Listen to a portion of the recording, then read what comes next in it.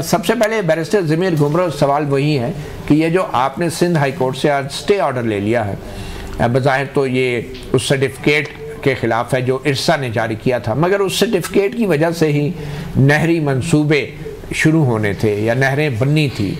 तो उस stay order का असल मतलब क्या है? क्या अब नहरों का जो मंसूबा है उस पर काम रोक देने की पाबंद है वफाकी हुकूमत? मेरे ख्याल में जो मैं हाई कोर्ट में गया हूँ वो इस मामले पर गया हूँ कि 2017 में हाई कोर्ट ने फैसला दिया था कि इरसा का जो फेडरल मेंबर है, इरसा में 5 मेंबर होते हैं, 4 मेंबर हर एक सूबे का एक होता है और 1 मेंबर फेडरल गवर्नमेंट का होता है। वो 2000 में फेडरल गवर्नमेंट ने नोटिफिकेशन निकाला था कि वो सिंध से होगा और 2014 तक वो सिंध से मुकर्रर किया जाता रहा। 2014 में जब गुलाम अब्बास लगारी को फेडरल मेंबर इरसा के लिए नॉमिनेट किया गया तो फेडरल गवर्नमेंट ने अपॉइंट करने से इनकार कर दिया। मैं हाई कोर्ट में गया, उसकी पिटीशन लेके गुलाम अब्बास लगारी की, और हाई कोर्ट ने जो है 2017 में फैसला दिया कि फेडरल मेंबर इरसा सिंध से मुकर्रर किया जाए। तो उसके बाद फेडरल गवर्नमेंट अपील में चली गई सुप्रीम कोर्ट में, वो अपील उनकी डिसमिस हो गई। तो अभी ये जो मामला आया कि इरसा ने फैसला किया है वाटर अवेलेबिलिटी सर्टिफिकेट, इसके लिए आपने अब नई दरख्वास्त दायर की थी, रिट दरख्वास्त में गए थे, तौहीन अदालत में गए थे? ये मैंने एक आबादगार के नाम पर वो उन्होंने कहा कि ये फैसला पहले ही आ गया है, तो उसके नाम पर मैंने रिट पिटीशन दाखिल की, रिट ऑफ को warranto against member Asjad Imtiaz Ali जो फेडरल मेंबर इरसा हैं, जो सिंध से नहीं है, उसके खिलाफ मैंने रिट ऑफ को वारंटो दाखिल की। उसमें मैंने ये कहा कि क्योंकि इरसा की कंपोजिशन गैर कानूनी है, क्योंकि फेडरल मेंबर इरसा सिंध से नहीं है, तो इस वजह से इरसा ने जो वाटर अवेलेबिलिटी सर्टिफिकेट जारी किया है वो भी गैर कानूनी है। तो इस पर हाई कोर्ट ने जो है आज कहा कि इरसा की कंपोजिशन गैर कानूनी है। फेडरल गवर्नमेंट के जो है एडिशनल अटॉर्नी जनरल ने कहा कि फेडरल मेंबर इरसा सिंध से नहीं है, उन्हें एडमिट किया। तो इस वजह से कोर्ट ने कहा कि जो है ये सर्टिफिकेट पर अमल दरामद रोका जाता है। तो ये आज आदेश जारी हुआ है। क्या है? और इसका पीपल्स पार्टी का सर्टिफिकेट जो है अमल दरामद रोके जाने का मतलब क्या है? क्या नहरी मंसूबों पे अब मजीद कोई काम नहीं हो सकता? देखिए, लीगल रिजीम जो है पानी की यह है कि पानी के सिलसिले में अगर सूबा कोई स्कीम लाता है तो वो पहले इरसा जो है सेक्शन 8 के तहत वो वाटर अवेलेबिलिटी सर्टिफिकेट जारी करता है या नहीं करता, और वो एकनेक के लिए करता है, क्योंकि 10 अरब से ज़्यादा जो स्कीम होती है वो एकनेक में जाती है। एकनेक ने वो स्कीम अभी तक जो है वो मंजूर नहीं की। उसने ये लिखा है कि ये क्योंकि सिंध गवर्नमेंट ने ऑब्जेक्शन दाखिल किए हैं काउंसिल ऑफ कॉमन इंटरेस्ट में आइन के आर्टिकल 155 के तहत और इरसा के एक्ट के सेक्शन 8 के तहत, इस वजह से जो है वो इस पर मजीद कार्रवाई नहीं की जा सकती। एकनेक ने भी फैसला नहीं किया, स्कीम नहीं की। ये लीगल रिजीम को बाईपास करके जो है वो जो कैनाल की डिगिंग की गई उस पर सिंध में जो है बड़ी तहरीक चली और सिंध में बड़ा एहतजाज हो गया कि ये लीगल प्रोसेस को जो बाईपास कर रही है फेडरल गवर्नमेंट, और कैनाल्स की जो वो अभी एकनेक ने मंजूरी नहीं दी, सीसीआई में ऑब्जेक्शन डिसाइड नहीं हुए, उस वजह से जो है वो आप कैसे डिगिंग कर सकते हैं? स्कीम थ्रू ही नहीं हुई। ठीक, अब ये बता दें कि ये दरख्वास्त आपने ज़ाती हैसियत में दायर की, पीपल्स पार्टी की तरफ से की, सिंध हुकूमत की तरफ से की, किस हैसियत में आपने दरख्वास्त दायर की? नहीं, ये जो दरख्वास्त है ये जो पिटीशन है ये मैंने एक आबादगार ने दाखिल की है, मैं उसका वकील हूँ। आबादगार कुर्बान मलानो है, उसका ये कहना है किसान की तरफ से की है। और दूसरी मैंने एप्लीकेशन आज सुबह को दायर की थी आईनी बेंच में, इस फैसले जो पहले मैंने लिया था 2017 में, और उसमें वाटर सेक्रेटरी और एस्टेब्लिशमेंट सेक्रेटरी को हाई कोर्ट ने कंटेम्प्ट नोटिस जारी किया है और पर्सनली अपीयर होने का उनको हुक्म दिया है कि 2017 के फैसले पर क्यों नहीं अमल किया गया, फेडरल मेंबर इरसा सिंध से क्यों नहीं जो है। ठीक है, ये अलग से कोई कंटेम्प्ट नोटिस जारी हुआ है अलग केस में? ये कंटेम्प्ट नोटिस अलग से जारी हुआ है, वो ओरिजिनल पिटीशन थी उसमें अच्छा, अब ये बताएं कि ये जो पिटीशन है मैंने सेपरेट की है। आपके ये जो स्टे ऑर्डर जिस केस में जारी हुआ है उसमें एडवोकेट जनरल सिंध का क्या मौक़िफ़ था? एडवोकेट जनरल ने पिटीशन की सपोर्ट की। उन्होंने कहा कि हमने उनको लिखा है कई बार कि फेडरल मेंबर जो है इरसा वो सिंध से मुकर्रर होगा, लेकिन फेडरल गवर्नमेंट ने गैरकानूनी तौर पर जो है वो फेडरल मेंबर इरसा जो है दूसरे सूबे से किया है, जिससे इरसा की कंपोजिशन है गैरकानूनी है और उनके जो उस मेंबर की जी मौजूदगी के दौरान जो फैसले हुए हैं वो भी गैरकानूनी। ठीक है, अच्छा, सिंध हुकूमत क्या वफाकी हुकूमत के खिलाफ आइन के शेक 184(3) के तहत नहीं जा सकती, जहाँ पे सूबों और वफाक के बीच जो इख्तलाफात हैं उनका भी मामला तय किया जा सकता है? नहीं, वो आर्टिकल 155 में वो नहीं जा सकती, क्योंकि उसमें ये कहा गया है 184(3) है जो की जो जुरिसडिक्शन है। नहीं, आर्टिकल 155 में वाटर डिस्प्यूट्स में सुप्रीम कोर्ट में नहीं जा सकता। अच्छा, वाटर डिस्प्यूट उसमें शामिल नहीं है, क्योंकि आर्टिकल 155 में वाटर डिस्प्यूट्स सीसीआई की जुरिसडिक्शन है। सीसीआई के फैसले को ज्वाइंट सेशन ऑफ पार्लियामेंट में चैलेंज किया जा सकता है। और उस आर्टिकल में यह भी लिखा हुआ है कि किसी कोर्ट की जुरिसडिक्शन नहीं होगी। चलें, ठीक है। डॉक्टर हसन अब्बास साहब जी, आपने खुद इस पर बहुत काम किया है। ये जो इरसा ने सर्टिफिकेट जारी किया कि पानी वाफर मिकदार में दस्तयाब है, जिसकी बुनियाद पे अब ये नहरी मंसूबे शुरू होने थे, आइनी एतराज़ तो अपनी जगह कि ये मुश्तरका मफादात कौंसिल में जाना है, तो जो इरसा ने सर्टिफिकेट जारी किया था वो कितना दुरुस्त है? क्या वाकई पानी वाफर मिकदार में दस्तयाब है जिनकी बुनियाद पे ये 6 नहरें निकाली जा सकती हैं? आपकी क्या राय है? देखिए, पहली बात तो ये है कि अगर उन्होंने सर्टिफिकेट दिया है तो इसके पीछे कोई ना कोई पेपर्स, कोई ना कोई एनालिसिस, कोई ना कोई डेटा, कोई ना कोई मॉडलिंग होनी चाहिए और उसकी रिपोर्ट होनी चाहिए। और वो रिपोर्ट जो है वो, क्योंकि ये पब्लिक डोमेन का प्रोजेक्ट है, टैक्स पेयर के पैसे से होना है, तो वो उसकी पब्लिक एक्सेस होनी चाहिए। तो मेरे नॉलेज में इस किस्म की कोई स्टडी, कॉम्प्रिहेंसिव मॉडलिंग और इस तरह की नहीं हुई, और ये बस कोई थोड़ा बहुत डेटे का, नंबरों का हेर फेर करके किसी ने एक्सेल शीट में 4 नंबर निकाले हैं और उस पर बना के तो उन्होंने दे दिया है। और इसके ऊपर इसको जिसने डिफेंड करना है, असल में वो कंसल्टेंट्स जिनको हायर किया जाता है ऐसा काम करने के लिए, उन कंसल्टेंट्स को हुकूमत का काम है कि सामने लेके आए कि यार ये वो बंदा है, इसने ये फार्मूला निकाला था, ये कैलकुलेशन, और वो प्रेस कॉन्फ्रेंस करें, वो प्रेस कॉन्फ्रेंस करें, वो बताएं, वो अपने आप को क्लियर करें, अपना मौक़िफ़ वाज़ह करें। अभी अगर कोई हमसे पूछता है कि भाई ये इन्होंने कैसे किया, भाई हमारे तो फरिश्तों को भी नहीं पता, उनको ढूंढें। पहली बात है कि आपको पता ही नहीं कि वो कंसल्टेंट्स थे कौन। आप उन कंसल्टेंट्स को ढूंढें, उनको लेके आए, उनको इधर बिठाएं और उनसे पूछें। लेकिन हमारे पास एक कंसल्टेंट है ना जी, वो पंजाब हुकूमत के एक कंसल्टेंट है, आपको बताते हैं कि उन्होंने कैसे दिफा किया इस नहरी मंसूबे का। जी, पंजाब हुकूमत की एक वजीर हैं, खातून वजीर, ज़रा सुन लें क्या कह रही हैं। जो सदर पाकिस्तान की मंजूरी है उसके ऊपर भी वो डॉक्यूमेंटेड है, ये कहना कि जी हो नहीं सकता, ये हुआ नहीं, डॉक्यूमेंटेड है, साइंड है, तो उसको जो है वो जाहिर है उसके ऊपर जो है वो बात कर ले। लेकिन हमारी कोई लड़ाई नहीं है, वो हमारे इत्तेहादी हैं, वो हमारे पर गोलाबारी करते रहते हैं, थोड़ा बहुत गोलाबारी का कभी कभार। अभी वो पंजाब का उनके लोग उठे थे, उन्होंने कहा पंजाब का पानी जो है वो यहाँ से काटेंगे कि वहां से काटेंगे, सिंध वाले कहते हैं हमारा पानी है। तो मैंने तो कहा था भाई पहले चेक कर लो और तय कर लो ये कौन सा पानी है।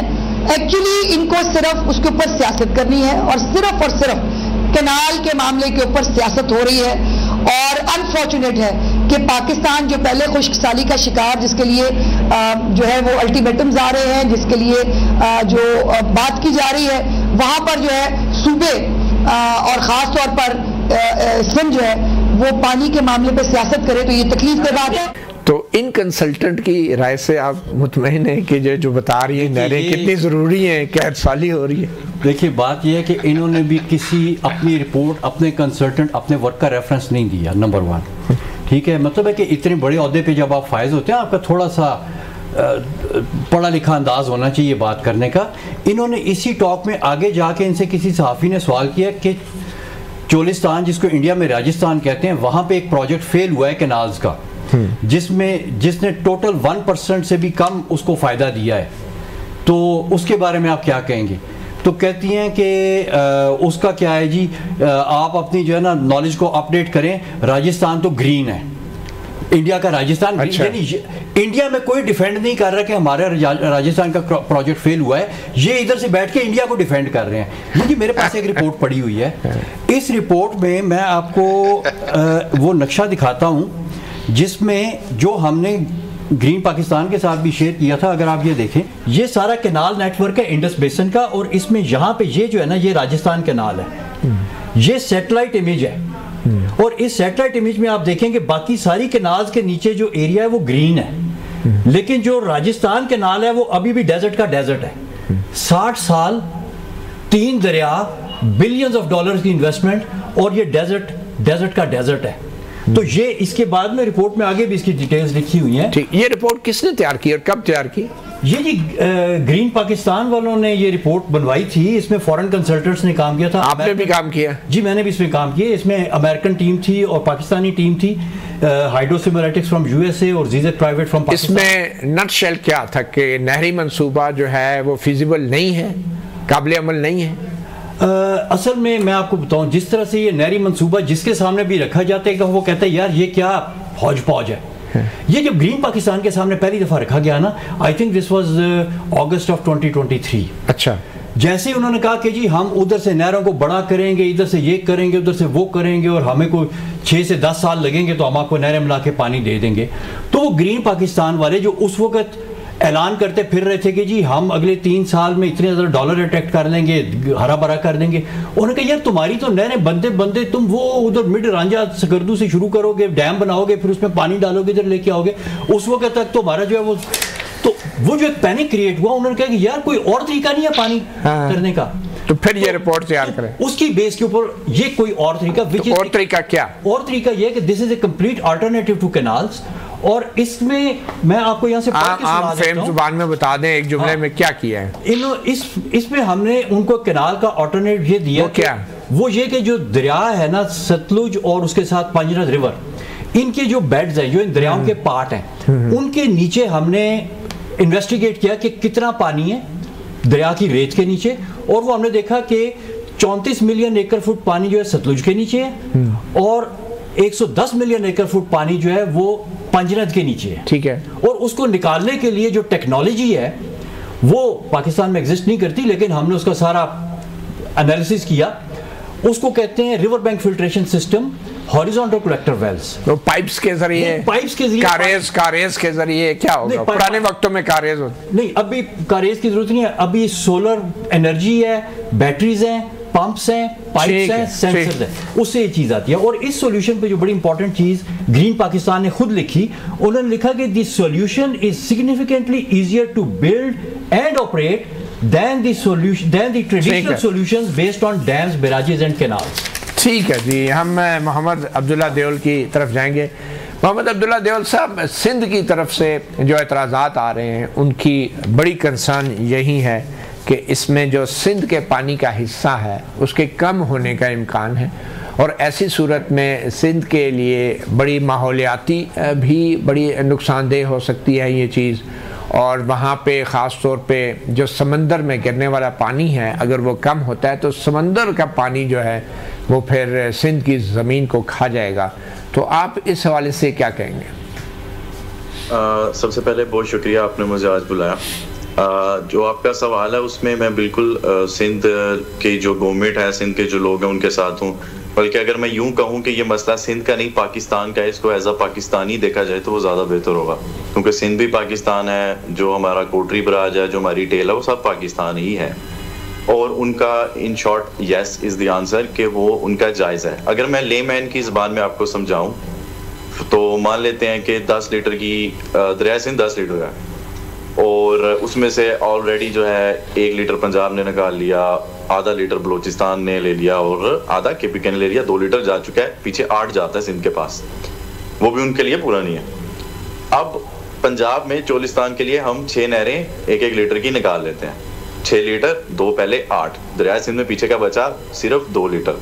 तो सिंध के पास इतना ज्यादा पानी कम हो गया। ये आसान जबान में जो हमारे नाजरीन नॉर्मल देख रहे हैं उनके लिए कि ये पानी इनका कम होना है। फिर हम एक बात सुनते हैं कि भाई पानी समुद्र में चला जाता है, गिर जाता है, ज़ाया हो जाता है। वो सच नहीं है। वो सच इसलिए नहीं है कि वो जब सैलाब आता है वो सिर्फ उन दिनों में समुद्र में गिरता है, क्योंकि अभी देखें हमारे पास कुछ सारी चल रही है, डैम्स तरबेला मंगला सब डेड लेवल्स पे हैं। मुझे तो समझ नहीं आती ये डैम्स हमने बनाए ही क्यों थे, जब सैलाब है तो इनको बचाने के लिए खोल देते हैं स्पिलवे, जब खुश्क साली है तो इनके डेड लेवल के लिए हम जो है बिजली बनाने के लिए, एग्रीकल्चर के लिए जो है हम फिर जो है दरिया को जो है डेड कर देते हैं। तो अभी तो बिल्कुल खुश्क है सारा सिंध, तो पानी तो नहीं जा रहा। वो जो आपको कहते हैं ना कि इतने 1000 जो है ये क्यूसिक मीटर जो है ये पानी चला गया ब्ला ब्ला ब्ला, वो ऐसे है। फिर से आसान जबान पहले बताता हूँ कि लेट से मतीउल्लाह साहब आप दिन में 3 दफ़ा खाना खाते हैं, तो हफ्ते के लिहाज से आपको 21 जो है खाने चाहिए, 21 मील्स। अब मैं आपको जो हूँ 6 दिन रखूं भूखा, आप बिल्कुल जब मौत के करीब हैं, खत्म हो चुके हैं, 7वें दिन मैं 21 के 21 खाने आपके सामने ला के रखूं और मैं कहूँ मैंने तो आपको पूरा हिस्सा दिया था, आप कैसे कह रहे हैं आपको 21 मील नहीं मिले? तो जो टेल पे पानी जाता है, जो समुंदर में गिरता है, वो रेगुलरली नहीं गिरता। वो जब हमारा सैलाब जैसे 2022 में आया था तब जाके वो गिरा। और ये इरसा ने जैसे भी एक फेक रिपोर्ट छाया कि ये उसी तरह उन्हीं की किताबों में जाके गिरता है हर साल, ये वैसे नहीं गिरता। इससे ज्यादा मेरे ख्याल से आम और आसान जुबान में नहीं समझा सकता था। अब ये नहरों से मसला तो होगा। सबसे बड़ी बात, हम जैसे डॉक्टर साहब ने अभी मेंशन किया कि राजस्थान में भी नहीं हुई। क्यों नहीं हुई? क्योंकि डेजर्ट में जब आप जाते हैं तो वहाँ पे होती है सैलिनेशन। सैलिनेशन में क्या होता है कि वो पहले ही नमकियात हैं, आपने पानी देना शुरू किया तो नमकियात नीचे जाके बैठना शुरू हो जाती हैं, जो एक बैरियर जो है वो क्रिएट कर देता है। फिर आपकी होती है सॉइल इरोजन, जो टॉप लेयर आपकी अगर तो वो फर्टाइल है तो वो सारी खत्म होना शुरू हो जाती है। फिर चूंकि वहाँ पे इस तरह का इन्वायरमेंट इतना ज़्यादा शदीद गर्म होता है और वो इतना ज़्यादा ड्राई होता है, आपकी पेस्टिसाइड्स का बहुत ज़्यादा आपका मसला हो जाता है। आपको पानी जहाँ पे एक चीज़ को 1 लीटर देना है वहाँ आपको 20 से 25 लीटर देना पड़ सकता है। सही। हमारा असल मसला क्या है? हम जो ज़राई ज़मीन है वहाँ सोसाइटीज़ बना देते हैं। For example Lahore toll plaza के पास बिल्कुल रिवर रावी के बैंक में एक सोसाइटी बन रही है, मैं नाम नहीं लेता लेकिन शायद आप जानते हो। वो ज़राई ज़मीन इतनी ज़्यादा है कि जो हमने एक 25 लीटर दे के अगर हमने एक गंदम का दाना उगाना है वो वहाँ पे 1 लीटर से उग जाना था, तो हम वहाँ नहीं गए और हम सहरा को बसाने चल सही सही यही बात। पूरे लाहौर को इससे पहले भी हमारे मुल्क में बड़े बड़े ज़राई रकबे जो हैं दिए गए, बल्कि इस्लामाबाद के यहाँ पे बड़े बड़े फार्म हाउस इसलिए दिए गए थे यहाँ पे सब्जियां फ्रूट उगाए जाएंगे। तो बहरहाल उन रकबों का क्या हुआ और उन पे अब कौन सी एक्टिविटीज हो रही है वो भी हम सबको पता है।